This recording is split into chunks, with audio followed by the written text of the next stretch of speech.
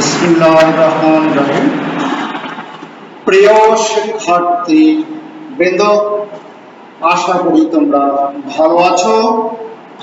তোমাদের সবাইকে ঈদুল আজহার শুভেচ্ছা ও মুবারকবাদ জানিয়ে আমরা আমাদের অনলাইন ক্লাস শুরু করতে যাচ্ছি। আমাদের আজকের আলোচনা ইসলামের ইতিহাস ও সংস্কৃতি বিষয়ের উপর। দ্বিতীয় পত্র তৃতীয় অধ্যায়ের উপর আমরা আলোচনা করব। তৃতীয় অধ্যায়ের শিরোনাম হচ্ছে ভারতে মুঘল শাসন প্রতিষ্ঠা। এটা আমাদের একাদশ ও দ্বাদশ শ্রেণীর ছাত্রছাত্রীদের জন্য নির্ধারিত ক্লাস। অনলাইন ক্লাস নম্বর 6। আমরা শেরশাহের জনহিতকর কার্যাবলী নিয়ে প্রথমে আলোচনা করব। আমরা সবাই জানি শেরশাহ ছিলেন একজন জনদরদী শাসক। তিনি এমন একজন শাসক ছিলেন যিনি অযথা কর আরোপ করে অথবা সেনাবাহিনী কর্তৃক প্রজাসাধারণের উৎপন্ন শস্যের বিনষ্ট সাধন করে কৃষককুল বা প্রজাসাধারণের মেরুদণ্ড ভেঙ্গে দেন নাই। শেরশাহ দক্ষিণের ব্যাপারে ছিলেন উদার।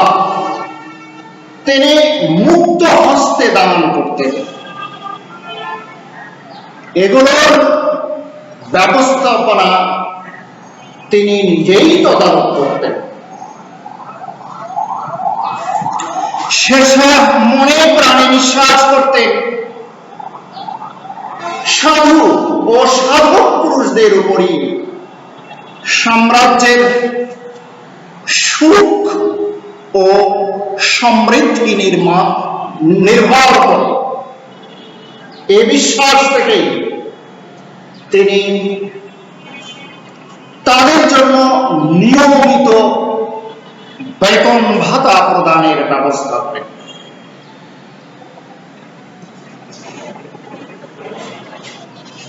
এবং পাশাপাশি তাদেরকে লাখেরাজ বা নিষ্কর ভূমি প্রদানেরও ব্যবস্থা করেন।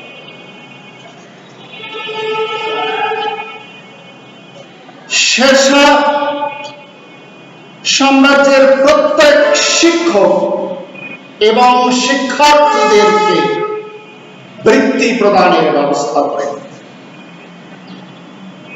শেরশাহ মসজিদ, মাদ্রাসা এবং এমনকি মন্দিরগুলোতেও নিয়মিত মঞ্জুরি প্রদানের ব্যবস্থা গ্রহণ করেছিলেন। দুস্থ মানুষের আহারের ব্যবস্থার জন্য তিনি সাম্রাজ্যের বিভিন্ন অঞ্চলে অসংখ্য লঙ্গরখানা স্থাপন করেছিলেন। উল্লেখ করা যায় যে প্রত্যেকটা লঙ্গরখানায় বছরে ৮০,০০০ আশরাফি ব্যয় করা হয়।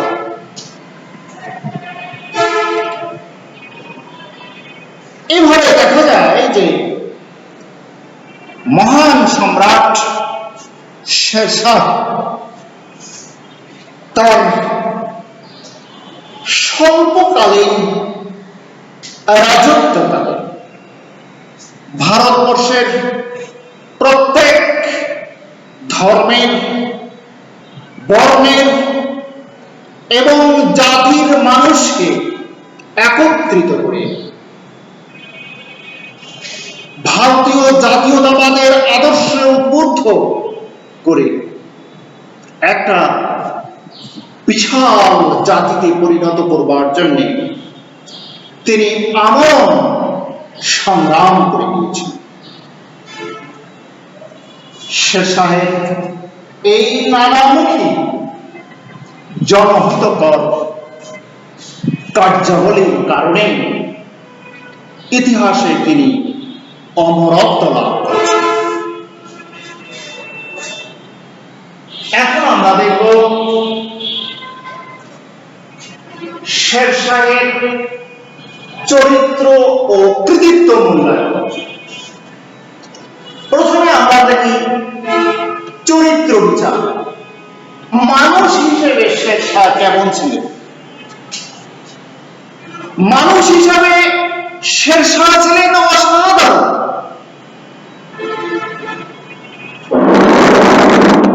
শৈশবে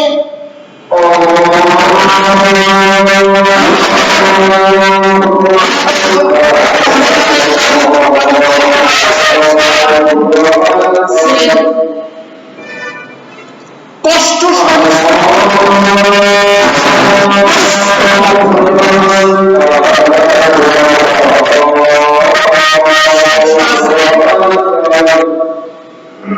তীক্ষ্ণ মেধা সম্পন্ন,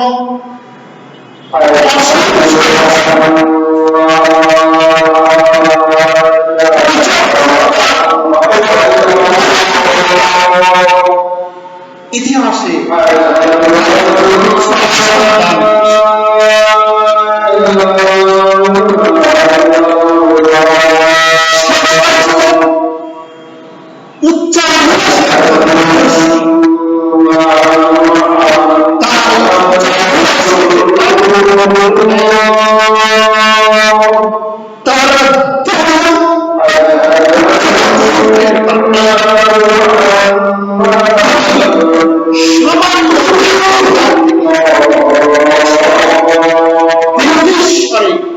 পরিণত হওয়ার সৌভাগ্য।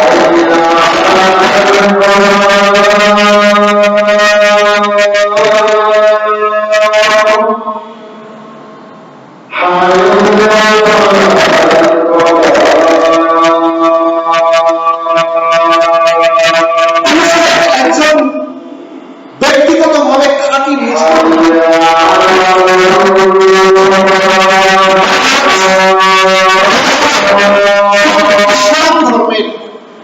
নাম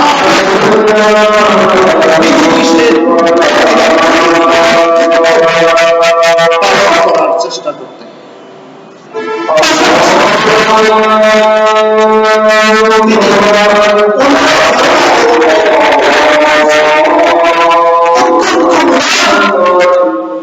এবং সহিষ্ণু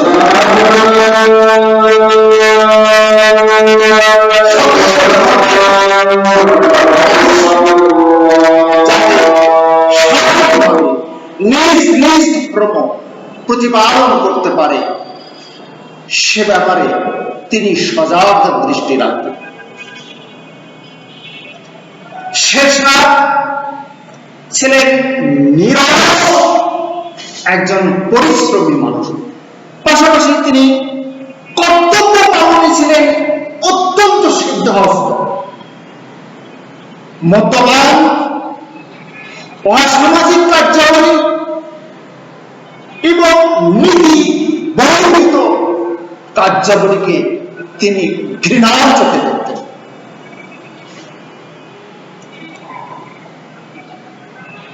জাতি, ধর্ম, বর্ণ নির্বিশেষে মানবতার সীমায় ছিল তার চরিত্রের অপূর্ব বৈশিষ্ট্য।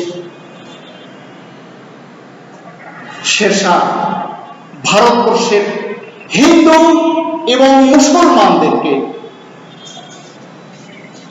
তাদের সমন্বয় সাধনের মাধ্যমে শাসন কার্য পরিচালনা করেছিলেন। এই যে শের শাহের চরিত্রে নানামুখী প্রতিভা যে আমরা বৈশিষ্ট্য দেখতে পাই এবং প্রজাসাধারণের প্রতি তার যে অগাধ ভালোবাসা, তার যে প্রজাবাৎসল্যতা, তার যে মহানবতা, তাই তাকে মানুষ হিসেবে শ্রেষ্ঠত্বের আসনে বসিয়েছে। এ হলো তার চারিত্রিক বৈশিষ্ট্য। এখন আমরা তার কৃতিত্ব মূল্যায়ন করব। কৃতিত্ব বিচারে আমরা দেখতে পাবো সমর নায়ক হিসাবে তিনি কেমন ছিলেন।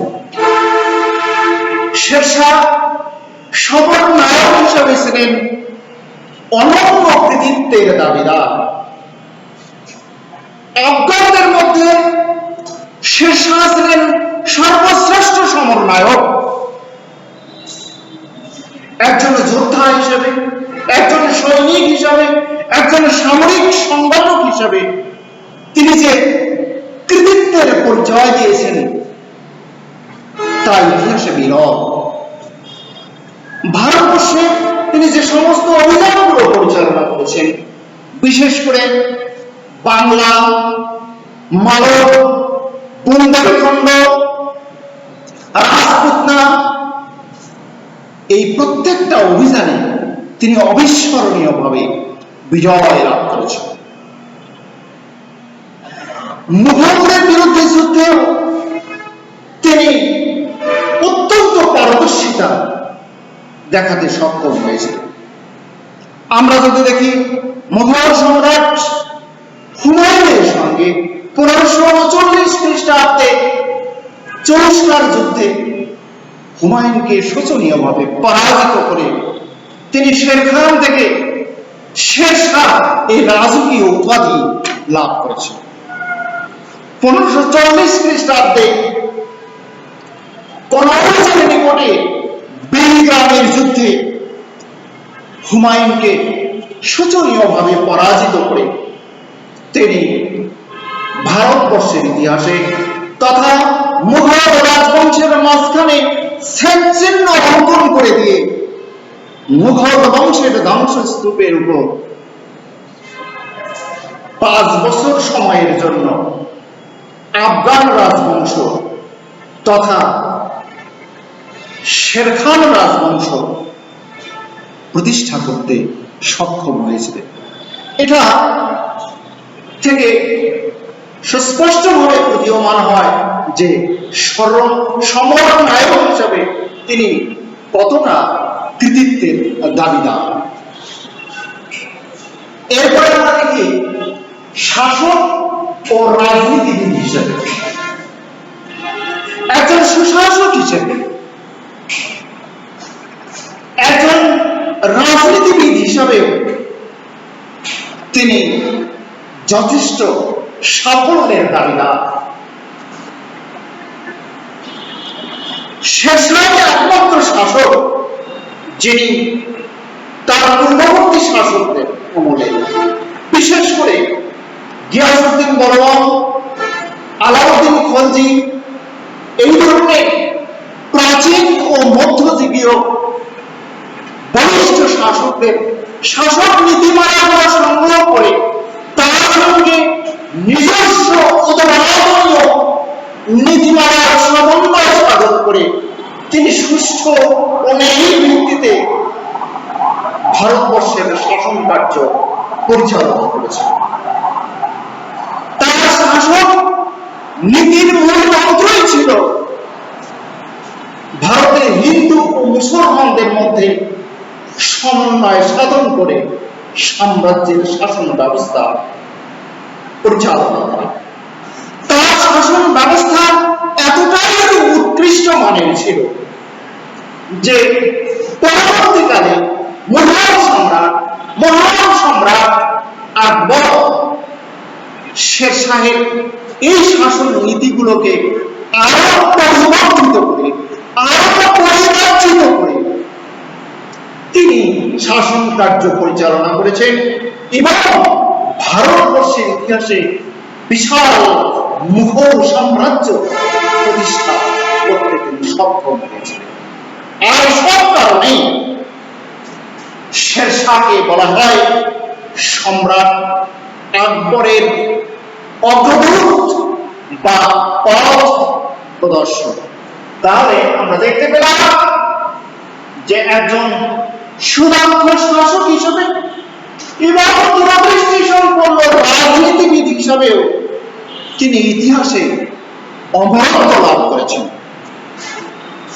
এখন আমরা দেখব যে ইতিহাসে তার স্থান কোথায়। প্রখ্যাত ঐতিহাসিক ঈশ্বরী প্রসাদ বলেন, শেরশাহ ইতিহাসে উচ্চ আসন পাওয়ার দাবিদার। ঐতিহাসিক ডক্টর কানুনগো বলেন, ভারতবর্ষের ইতিহাসে যে সমস্ত পুরুষ শ্রেষ্ঠত্ব অর্জন করেছেন তার মধ্যে শেরশাহ ছিলেন অন্যতম। একজন সম্রাট হিসেবে, একজন সুশাসক হিসেবে, একজন দূরদৃষ্টি সম্পন্ন রাজনীতিবিদ হিসেবে এবং পাশাপাশি তার ভিতরে যে নানামুখী চারিত্রিক বৈশিষ্ট্যের সমাবেশ ঘটেছিল, এসব কিছুর বিচারে সন্দেহাতীতভাবে শেরশাহ ইতিহাসের স্বর্ণ সিংহাসন পাওয়ার যোগ্যতা অর্জন করেছিলেন। তো এগুলো হল সম্রাট শেরশাহের জনহিতকর কার্যাবলী, তার চরিত্র এবং কৃতিত্ব মূল্যায়নে তিনি মানুষ হিসেবে কেমন ছিলেন, সমরনায়ক হিসেবে কেমন ছিলেন, শাসক ও রাজনীতিবিদ হিসেবে কেমন ছিলেন, এবং ইতিহাসে আমরা তাকে সর্বশ্রেষ্ঠ আসনটা অলঙ্কৃত করলাম। এখন তোমাদের জন্য নির্ধারিত হয়েছে কতগুলো জ্ঞানমূলক প্রশ্ন। যেমন প্রথমে বলা হয়েছে শেরশাহের বাল্য নাম কি ছিল? উত্তর হলো শেরশাহের বাল্য নাম ছিল ফরিদ খান সুর। 2, ভূমি ব্যবস্থাপনায় কোন প্রথার প্রচলন শেরশাহের অনবদ্য উদ্ভাবন? উত্তর হলো ভূমি ব্যবস্থাপনায় কবুলীয় ও পাট্টা প্রথার প্রচলন শেরশাহের অনবদ্য উদ্ভাবন। 3, গ্র্যান্ড ট্রাঙ্ক রোড নির্মাণ করেন কে? উত্তর হলো গ্র্যান্ড ট্রাঙ্ক রোড নির্মাণ করেন শেরশাহ। রোটাসগড়ের দুর্গ নির্মাণ করেন কে? উত্তর রোটাসগড়ের দুর্গ নির্মাণ করেন শেরশাহ। শেরশাহ প্রবর্তিত স্বর্ণ মুদ্রার নাম কি ছিল? শেরশাহ প্রবর্তিত স্বর্ণ মুদ্রার নাম ছিল আশরাফি। এখন অনুধাবনমূলক প্রশ্ন, কবুলীয় ও পাট্টা বলতে কি বোঝায়? কবুলীয় ও পাট্টা সম্রাট শেরশাহের ভূমি ব্যবস্থাপনার একটি অনবদ্য উদ্ভাবন। কবুলীয় হল ভূমির উপর বা জমির উপর কৃষকদের যে দায়িত্ব এবং কর্তব্য তার একটা দলিল। অপরপক্ষে পাট্টা হল জমির উপর কৃষকদের যে শর্ত আছে, যে অধিকার আছে, সেটা স্বীকার করে সরকার তাদেরকে একটা দলিল প্রদান করে। এটাই হচ্ছে কবুলীয় ও পাট্টা ব্যবস্থা। এই ব্যবস্থার প্রবর্তন করে সম্রাট শেরশাহ ইতিহাসে অমরত্ব লাভ করেছে। এখন 2 নম্বর প্রশ্ন হচ্ছে শেরশাহকে সম্রাট আকবরের অগ্রদূত বা পথ প্রদর্শক বলা হয় কেন? সম্রাট শেরশাহ ছিলেন একজন জনদরদী শাসক, একজন প্রজাবৎসল শাসক, একজন প্রজাহিতৈষী শাসক। আর এই সুষ্ঠুভাবে, সুন্দরভাবে, সুচারুরূপে শাসন কার্য পরিচালনা করতে গিয়ে তিনি তার পূর্ববর্তী শাসকদের, বিশেষ করে গিয়াসউদ্দিন বলবন এবং আলাউদ্দিন খলজি নায়েবের শাসন নীতির মূল নীতিগুলো সংগ্রহ করে তার সঙ্গে নিজস্ব নীতিমালার সমন্বয় সাধন করে তিনি একটা উৎকৃষ্ট শাসন নীতি তৈরি করেছেন। সেই নীতির আলোকে তিনি যে শাসন ব্যবস্থা পরিচালনা করেছেন তার উপর ভিত্তি করে পরবর্তী মুঘল সম্রাট, মহান সম্রাট আকবর মুঘল সাম্রাজ্যকে ভারতবর্ষের ইতিহাসে একটা বিশাল সাম্রাজ্যে পরিণত করতে সক্ষম হয়েছিলেন।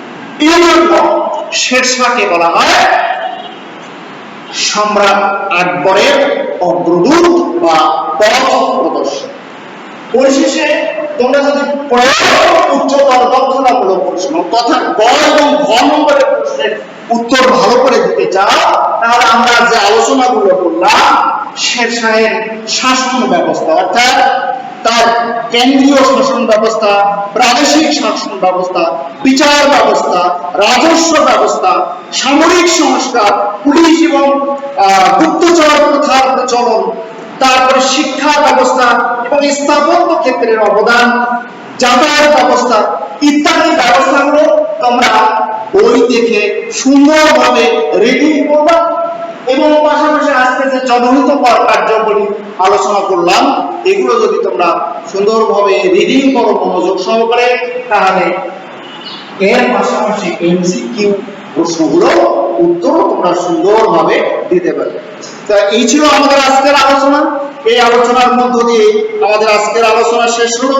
ততক্ষণে ভালো থাকো, সুন্দর থাকো, আল্লাহ তোমাদের সহায় হোক। আল্লাহ হাফেজ।